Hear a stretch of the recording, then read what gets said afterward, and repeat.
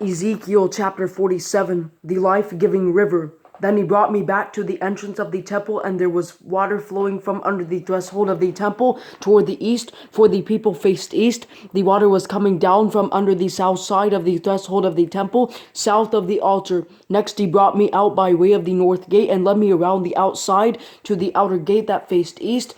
There the water was trickling from the south side. As the man went out east with a measuring line in his hand, he measured off a third of a mile, and led me through the water. It came up to my ankles.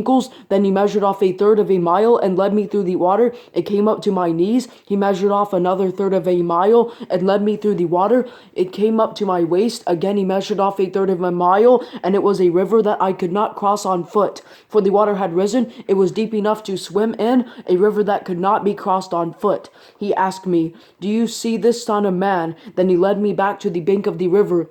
When I had returned, I saw a very large number of trees along both sides of the river bank. He said to me, "This water flows out to the eastern region and goes down to the Araba. When it enters the sea of foul water, the water of the sea becomes fresh. Every kind of living creature that swarms will live wherever the river flows, and there will be a huge number of fish, because this water goes there. Since the water will become fresh, there will be life everywhere the river goes. Fishermen will stand beside it from En-Gedi to En-Eglaim. These will become places where nets are spread out to dry. Their fish will consist of many different kinds, like the fish of the Mediterranean Sea, yet its swamps and marshes will not be healed. They will be left for salt. All kinds of trees providing food will grow along both banks of the river. Their leaves will not wither, and their fruit will not fail. Each month they will bear fresh fruit, because the water comes from the sanctuary. Their fruit will be used for food, and their leaves for medicine."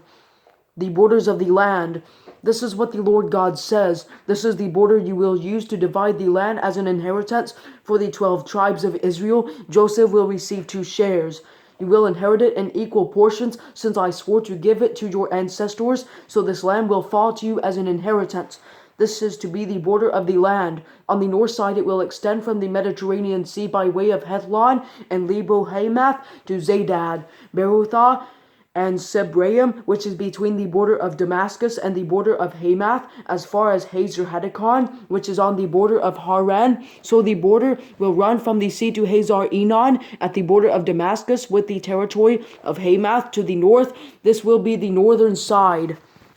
On the east side it will run between Haran and Damascus, along the Jordan between Gilead and the land of Israel. You will measure from the northern border to the eastern sea. This will be the eastern side. On the south side it will run from Tamar to the waters of Meribah Kadesh, and onto the brook of Egypt as far as the Mediterranean Sea. This will be the southern side. On the west side, the Mediterranean Sea will be the border from the southern border up to a point opposite Lebo-Hamath. This will be the western side.